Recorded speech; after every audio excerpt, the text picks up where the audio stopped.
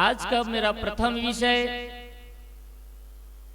कि हम अपने व्यवहारिक जीवन को कैसे बेहतर बनाएं, सुखी बनाएं, इन विषयों पर ही चर्चा करूंगा।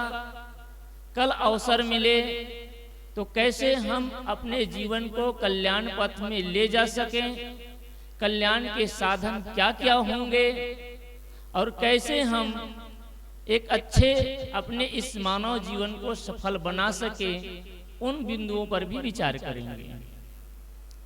आज का मेरा यह छोटा सा सूत्र है। अगर इन सूत्रों के अनुसार हम अपने जीवन को समझने का प्रयास करें, जीने का प्रयास करें, अपनी मानसिक स्थिति और दशा को बनाएं, तो निश्चित है कि हम सब दुख से निवृत्त हो सकते हैं। क्योंकि पहला दुख तो हमारा व्यवहार का ही है। घर में, परिवार में, समाज में, आसपास पड़ोस में उनके बीच जब रहते हैं और उनके बीच रह करके जो समस्याएं आती हैं, परेशानियां आती हैं, उन्हीं के कारण हमें दुख भी होता है, पीड़ा भी होती है। इसके लिए 4 सूत्र है। वैसे ऐसी जगह में हम लोग बैठे हैं जिसको कुंवर कबीर ने कहा है ना, जाका घर है गैल में सोकस सोवे निश्चिंत। चारों तरफ रास्ता ही रास्ता है। कभी इधर से गाड़ी आती, उधर से गाड़ी आती। तो ये दुनिया का शोरगुल है। हाँ, सूत्र कहने से पहले एक बात याद है, उसको दिला दूं। शोरगुल की बात याद आई तो एक बार क्या हुआ, एक राहगीर अपने घोड़े को लेकर आ रहा था। घोड़े में सवार था। उसका घोड़ा बहुत ही प्यासा हो गया था, काफी दूर से चलकर आया था। जब वो एक गांव पहुंचा तो देखता क्या है कि सामने में एक आदमी अपने बाड़ी के लिए पानी की सिंचाई कर रहा था, तराई कर रहा था। तो पहले क्या करते थे, रहट चक्र चलता था। बैला को बांध देते, बैला घूमता था और रहट के माध्यम से पानी निकलता था। घुड़सवार ने कहा कि भैया, मेरा घोड़ा बहुत दूर से चलकर के आया है, बहुत प्यासा है, क्या आप कुछ पानी देंगे जिससे मैं अपने घोड़े का प्यास बुझा सकूं? उस बाड़ी वाले ने कहा, उस पानी टेरने वाले ने कहा कि भैया, पानी तो मुफ्त का है, आप अपने घोड़े को भी पिला लीजिए और आप भी पी लीजिए, लेकिन मेरे पास कोई साधन, कृपया यहीं पर लाकर पिला लीजिए। जैसे वो घोड़ा को पास लाता और चर पर की जब आवाज होती तो घोड़ा चमक करके भाग जाता, फिर खींच करके लाता। आवाज को सुन करके घोड़ा फिर दुबक कर भाग जाता। 3-4 बार जब ऐसे किया तो घोड़ा वाले ने कहा, घुड़सवारी करने वाले उस राहगीर ने कहा कि भैया, कुछ देर के लिए आप चर पर की आवाज को शांत करेंगे, आप रहट चक्र को घुमाना बंद करेंगे? उसने कहा क्यों? क्योंकि ये रहट चक्र जब घूमता है, इसकी आवाज होती है और मेरा घोड़ा चमक करके भाग जाता है। तो वो जो पानी टेरने वाला था, वो रहट चलाने वाला था, बाड़ी का जो मालिक था, उसने बड़ी अच्छी बात कही बंधुओं।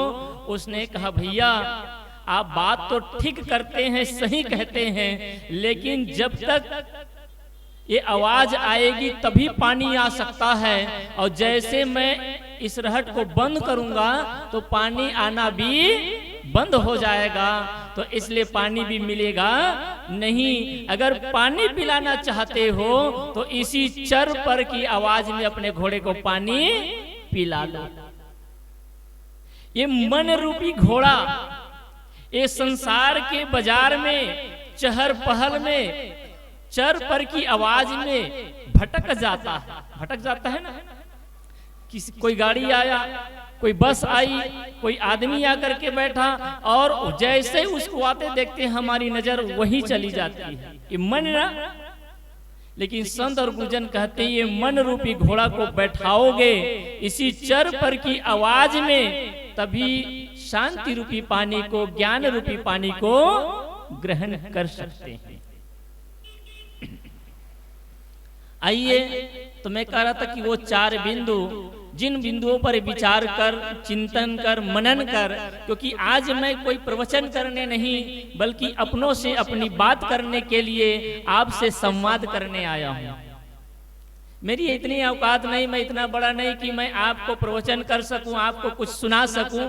बस अपनों से अपनी बात कर सकता हूं और अपनों से संवाद कर सकता हूं, क्योंकि मेरी मान्यता है संवाद से ही समाधान निकलता है।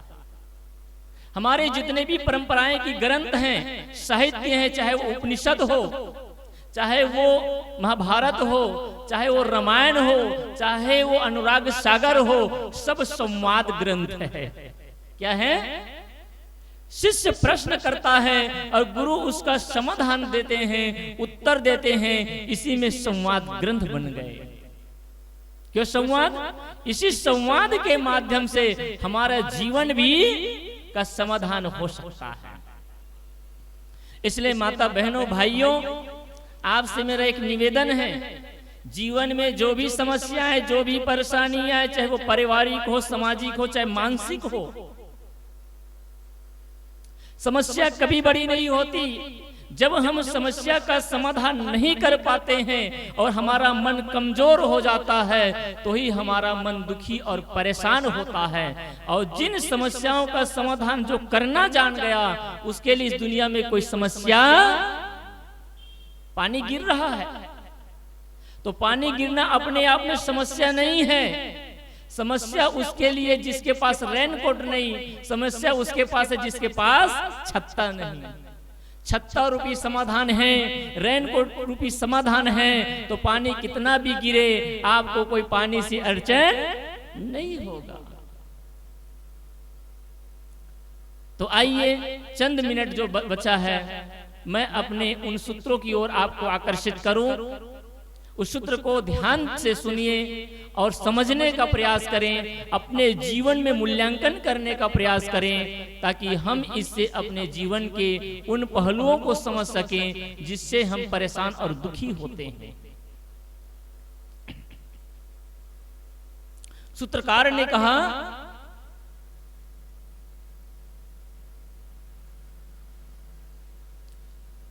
छोटों को देखकर जिए, बड़ों को देखकर बढ़ें, अच्छे के लिए प्रयास करें और बुरों के बुरे के लिए तैयार रहें।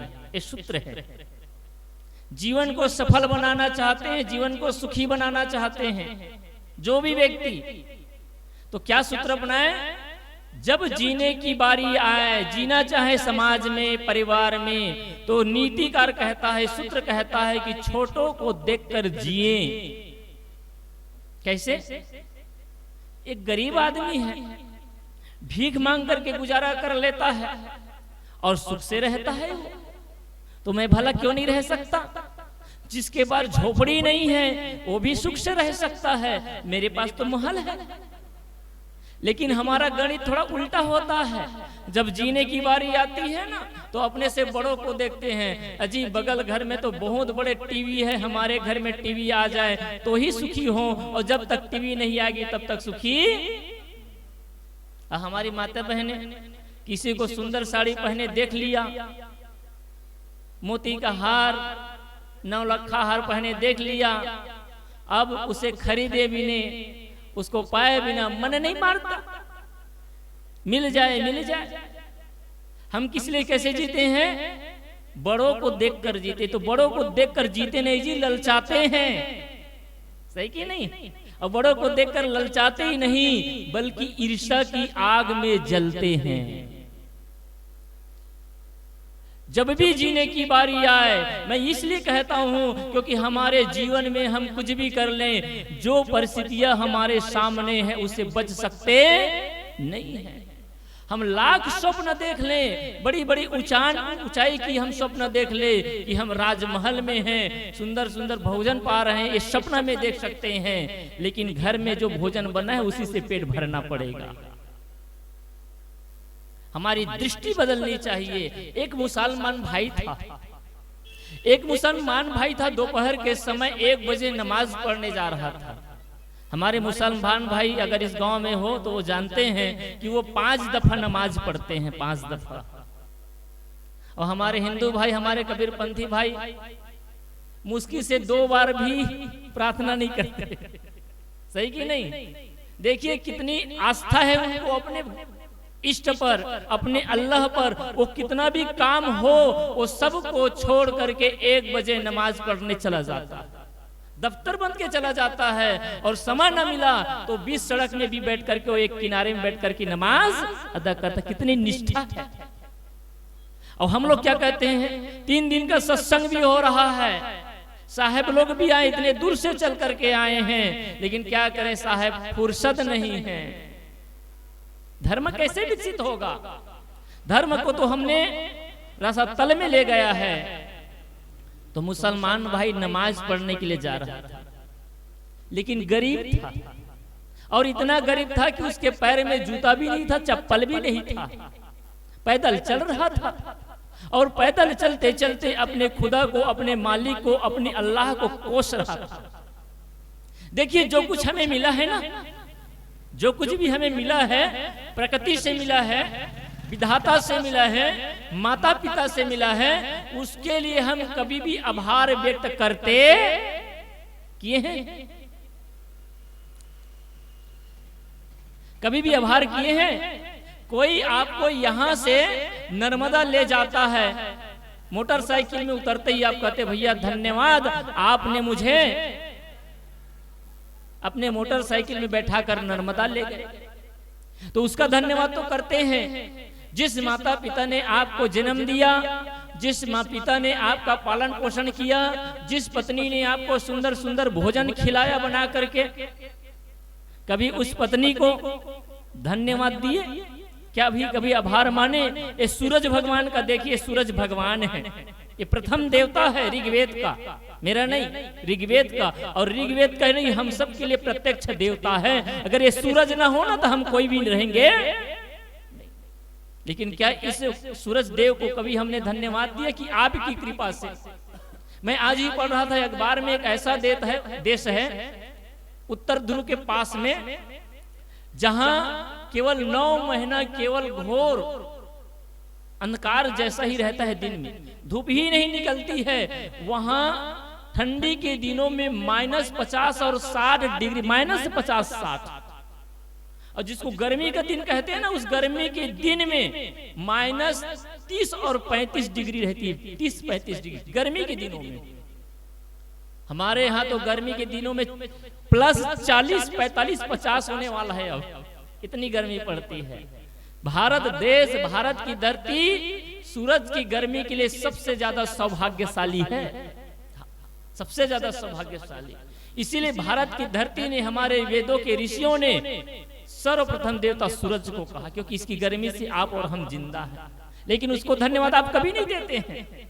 जिस सड़क पे चलते हैं उस सड़क को देख कितना सुंदर बनाया, यहाँ बैठने के लिए सब कितना आभार है हमारा।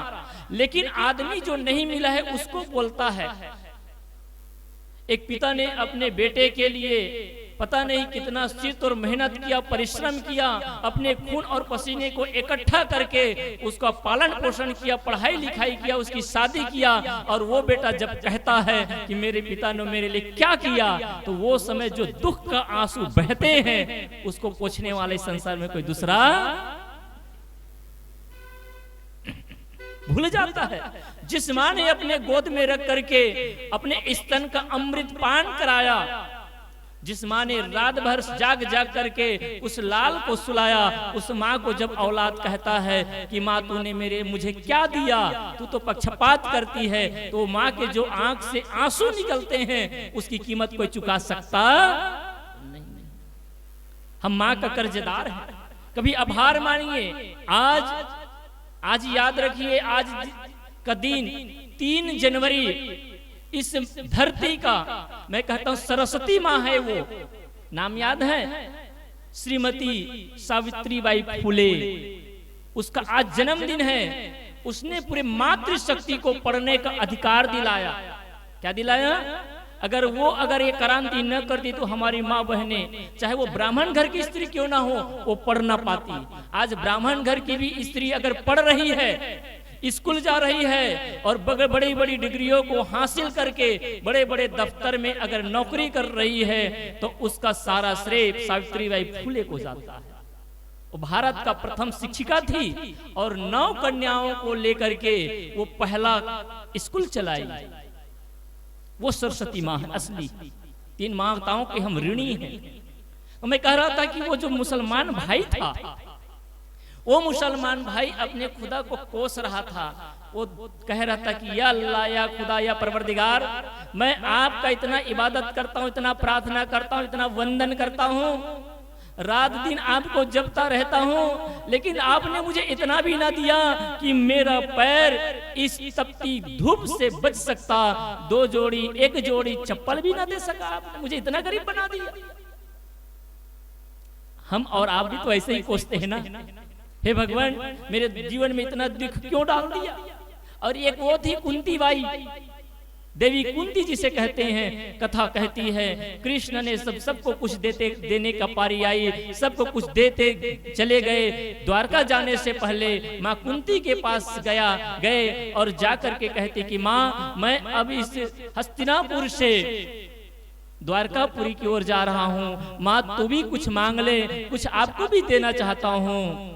कुंती कहती है कि बेटा मुझे कुछ नहीं चाहिए। कहे कि माँ कुछ तो ले लो। उसने कहा कि अगर बेटा देना ही चाहते हो ना, तो संसार के सारा दुख दे दो। क्या दे दो? संसार का सारा दुख दे दो। कृष्ण ने कहा पूरी दुनिया के लोग सुख मांगते हैं और आप दुख मांगने चले हैं। कुंती ने कहा कि बेटा, ये जीवन में जब दुख रहता है ना, तभी तुम याद रहते हो, और जब जीवन में जब सुख ही सुख रहता है तो तुमको भला कौन याद करता है। कबीर साहब को वह वाणी स्मरण करे, दुख में सुमरन सब करे, सुख में करे न कोई, और जो सुख में सुमरन करे तो दुख काहे का। आदमी सुख में याद नहीं करता, सुख में तो भूल जाता है। पत्नी में भूल गया, बच्चा में भूल गया, धन दौलत में भूल गया, मोटर गाड़ी में भूल गया। जब जीवन में सुख ही सुख है ना, तो परमात्मा को, सदगुरु को, इष्ट को सब भूल जाते हैं। और जब जीवन में दुख आता है, जितने मंदिर जाने वाले सब दुखियारे हैं, वो दुख लेकर जाता है। भीख मंगे बन के जाते हैं, प्रभु मेरे घर को अन्न धन से भर देना, पुत्र परिवार से भर देना। हम सब भीख मंगे बन के जाते। और परमात्मा ने, प्रकृति ने, विधाता ने, मेरे प्रारब्ध ने मुझे भिखारी नहीं, मुझे दाता बना करके भेजे हैं, दान करने के लिए भेजे हैं, परोपकार करने के लिए भेजे हैं, धर्म करने के लिए भेजे हैं, सेवा परमार्थ करने के लिए भेजे हैं। तो वो मुसलमान भाई अपने खुदा को कोस रहा था। हम लोग भी कोसते हैं बंधुओं। अगर आप आभार न कर सके, कृतज्ञता ज्ञापित न कर सके, तो कम से कम आप कभी किसी को कोसना अर्थात शिकायत मत करना। हर जगह शिकायत, पुत्र पिता से शिकायत करता है, ये पत्नी, ये माँ बहने अपने पति से, अपने ही परिजनों से शिकायत करती, सदैव शिकायत, देरान जेठान में शिकायत। ये शिकायत कब तक चलेगी? शिकायत भरी जिंदगी जीते हैं। इतना सब कुछ किया फिर भी शिकायत।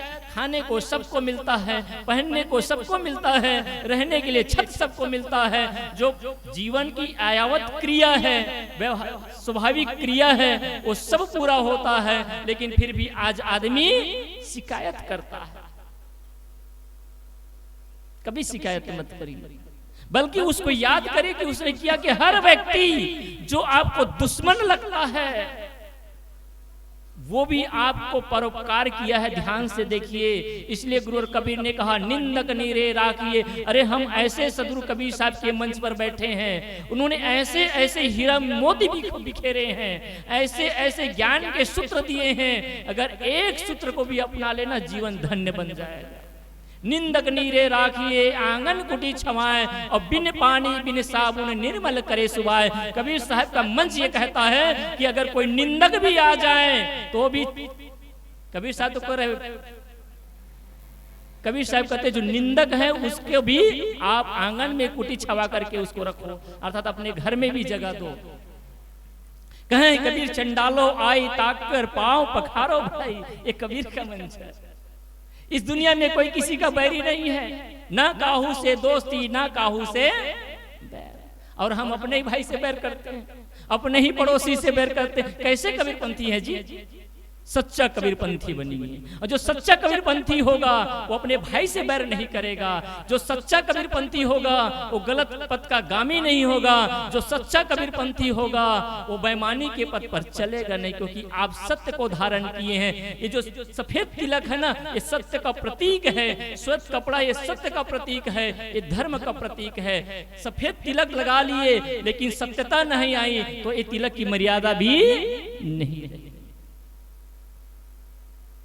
तो मुसलमान भाई अपने खुदा को कोसते हुए जा रहा था, कही अल्लाह या परवरदिगार या मालिक, या आपने मुझे इतना भी ना दिया कि मेरे पैर में एक जोड़ी चप्पल होता, इतना गरीब मुझे क्यों बना दिया। आदमी जब चलता है ना तो सोचते ही तो चलता है, एक पर भी कभी ध्यान से नहीं रहता। जब आप गाड़ी चलाते तो केवल गाड़ी नहीं चलाते हैं, सोचते रहते हैं, और यही सोचने के चक्कर में एक्सीडेंट हो जाता है। भाई ध्यान से गाड़ी चलाए। मुझे बड़ी पीड़ा होती है, रोज अखबार पढ़ता हूं, हर दिन 2-4 ऐसे खबर मिलते हैं, नौजवान युवक अभी आप सब नए वर्ष का जश्न मनाएं और कई घरों में मातम छा गए, कई घरों में मातम छा गए। एक साथ 2 जने 3 जने 4 जने एक्सीडेंट में मारे गए। बताइए क्या दशा होगी। आप पूरे काम को जागरूकता पूर्वक करिए, सचेत होकर करिए, क्या खा रहे हैं, क्या बोल रहे हैं, कहां जा रहे हैं। आप गाड़ी चलाएं तो केवल गाड़ी चलाइए, इधर उधर में मन मत बहलाइए। हर काम को हमारी माता बहनें भोजन बनाती हैं, हाँ, लेकिन भोजन नहीं बनाती हैं, वो टीवी का सीरियल भी चलता रहता है, सही कि नहीं। पता चलता है कभी मिर्ची की जगह में नमक ज्यादा डाल दिए, नमक की जगह में शक्कर डाल दीजिए, क्योंकि तो टीवी में ध्यान था ना। मैं कहता हूं सदगुरु कबीर साहब ने कहा कि जो कुछ करो सो पूजा। कबीर साहब ने कहा कि आप जो कुछ करते हो सब पूजा है, लेकिन कैसे? उसको पूरा मन से करिए, प्रेम से करिए, श्रद्धा से करिए। जो काम को आप प्रेम और श्रद्धा से करते हैं, समर्पित होकर के करते हैं, वो छोटा छोटा काम भी आपके लिए पूजा बन जाता है। जब माँ भोजन बनाए तो भोजन ये न समझ कर बनाए कि मैं भोजन भात बना रही हूँ, साग बना रही हूँ, बल्कि ये समझ लें कि आज प्रभु को भोग लगाने के लिए मैं प्रसाद बना रही हूँ।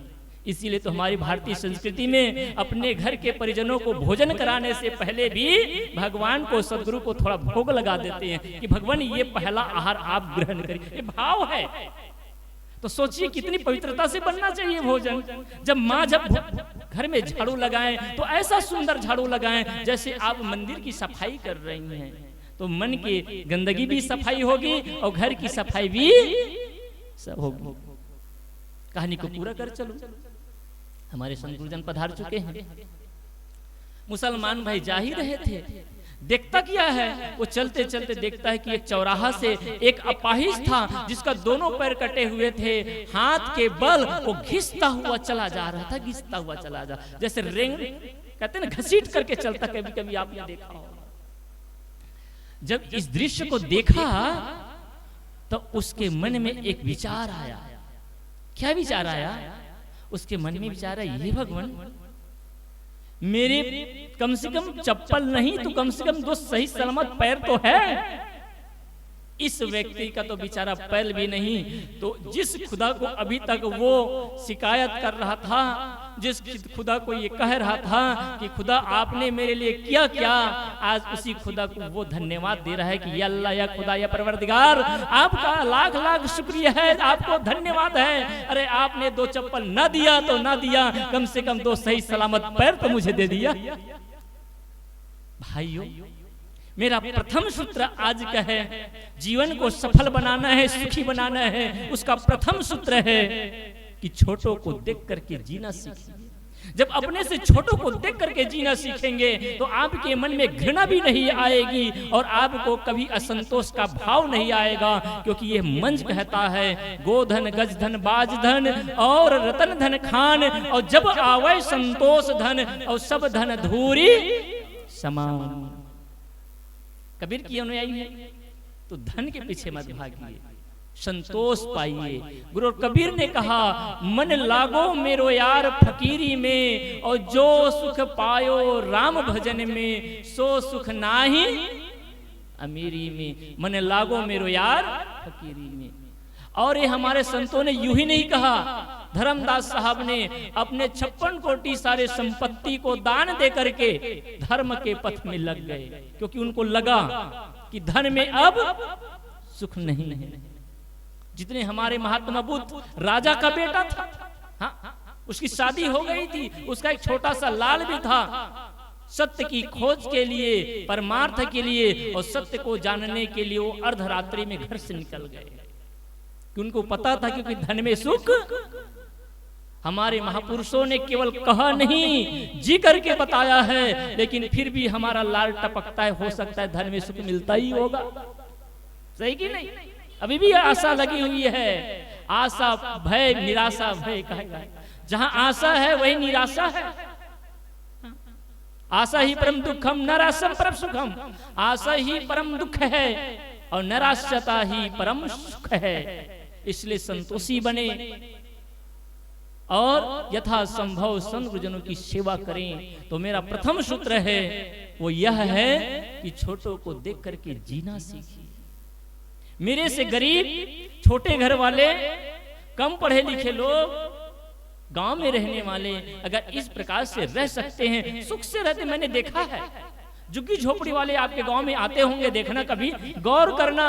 अरे हम शास्त्रों को बहुत पढ़ते हैं जी, शास्त्रों को थोड़ा कम पढ़ी, उसकी कम जरूरत है। इंसानों को पढ़ना सीखें, प्रकृति को पढ़ना सीखें, प्राणियों को पढ़ना सीखें। यहाँ से जो धर्म शास्त्र निकलते हैं ना, महात्मा बुद्ध ने किसको देख करके धर्मशास्त्र लिखा? सदगुरु कबीर साहब ने जो कहा, किस शास्त्र को पढ़ करके शास्त्र बनाए? नहीं। गीता को कृष्ण ने किसके द्वारा लिखा? इसी धरती, इसी प्रकृति को पढ़ करके उसने गीता बनाया, सदगुरु ने बीजक बनाया। और ऐसे ही हमारे महापुरुषों ने बड़े बड़े धर्म ग्रंथों को लिख दिया। तो असली शास्त्र तो ये प्रकृति है, ये प्राणी जगत है, इसको पढ़ना सीखिए। आपके गांव में झुग्गी झोपड़ी कभी आते होंगे, आपने देखा होगा, आपको बड़ा दुख होता होगा। अरे यार, छोटी सी झोपड़ी में जिसमें ठीक से आदमी 2 जने भी मुश्किल से 3 फीट चौड़ा, 5-7 फीट लंबा रहता है, उसमें 3-4 लोग आराम से कैसे रह लेते हैं? बढ़िया रेडियो चलता रहता है, भजन चलता रहता है, दिन भर काम करते हैं, सांझ के आकर के बढ़िया से खाते हैं, और रात भर जब तक नींद नहीं पड़ती तब तक ढोलक बजा करके गगन मगन रहते हैं। आपसे ज्यादा सुखी रहते, उसकी चिंता नहीं।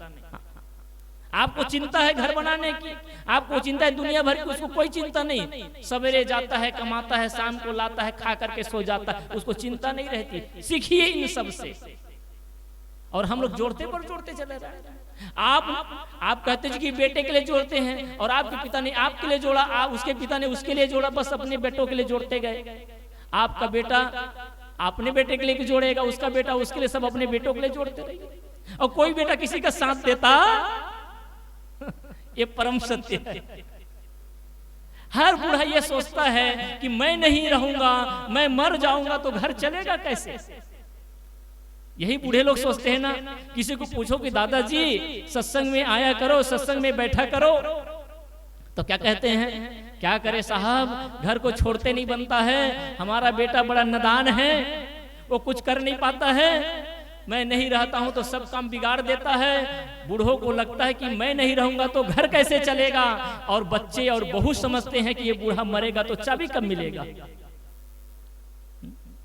जंजाल से छुटकारा तो मिले, ये कहीं ना जाने देते हैं, ना कुछ करना देते हैं, अपने मनमती चलाते हैं। ये बूढ़ा तो बूढ़ा होगा, इसका बुद्धि भी सठिया गया।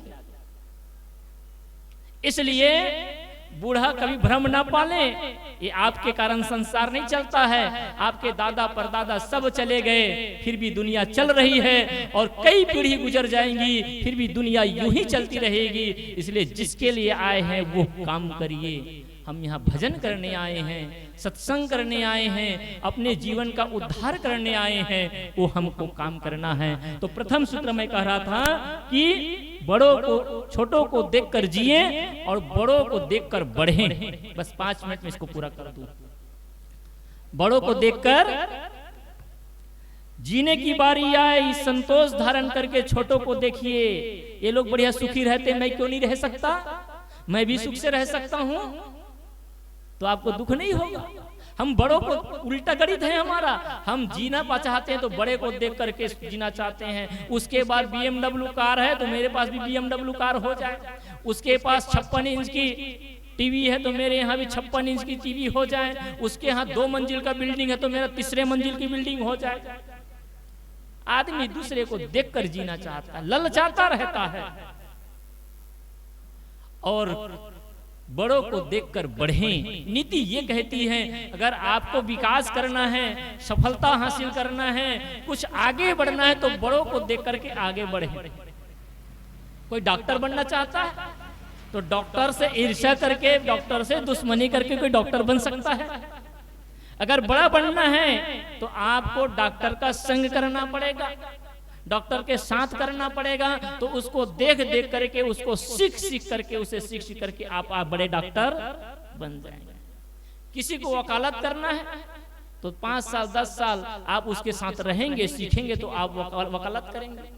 ये जो हमारे हारमोनियम भाई हैं, तबला वादक हैं, अरे एक दिन में कोई तबला वादन थोड़ी बन जाता है जी, पता नहीं कितने साल तक अभ्यास करते फिर भी आज भी सीख रहे बेचारे, नए ताल को, नए सुर को मिलाने के लिए। और कभी कभी समझ में नहीं आता तो अपने से बड़े के पास जाता है, भैया कुछ बता तो, ये नए ताल को कैसे बजाऊं। तो कुछ बड़ा करना है, अगर सीखना है तो बड़ों से कुछ सीखे। सूत्र ये कहता है कि छोटों को देकर जिए और बड़ा के लिए, बड़ों को देखकर जिए नहीं, बड़ों को देखकर करें, सीखें।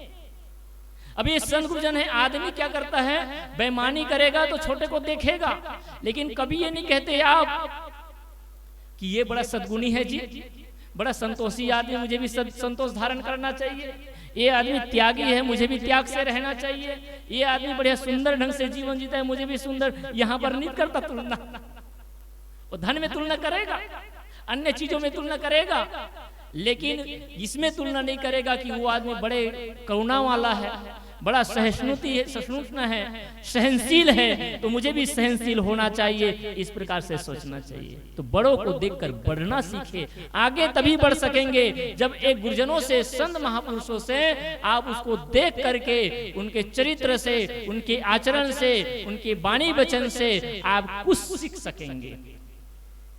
आपके आसपास में कोई भी बड़े हो तो उसे ईर्ष्या मत करिए। और हमारे जो गंदे मन है ना, वो ईर्ष्या करने लगते हैं। ईर्ष्या करेंगे तो कौन चलेगा। ईर्ष्या वो आग है, महात्मा बुद्ध कहते हैं ईर्ष्या एक ऐसा ही आग है जैसे आप अपने हाथ में अंगार को रखें, जलते हुए कोयला को आपने हाथ में रखें और उसको अपने दूसरे को फेंकें। ये ईर्ष्या की आग वैसे ही है, उसमें दूसरा तो जलता नहीं है, अपना हाथ खुद जल जाता है। जलता है कि नहीं? इसलिए कभी ईर्ष्या मत करिए। और हर आदमी आज ईर्ष्या की आग में जल रहा है, हर आदमी जल रहा है। इस हृदय की आग को बुझाने के लिए संत गुरुजनों के ज्ञान रूपी अमृत को पीने आए हैं, ताकि ज्ञान रूपी अमृत को पी करके अपने मानस के जो आग है, तपन है, काम की आग, क्रोध की आग, ईर्ष्या की आग, द्वेष की आग, इस आग को बुझाना है।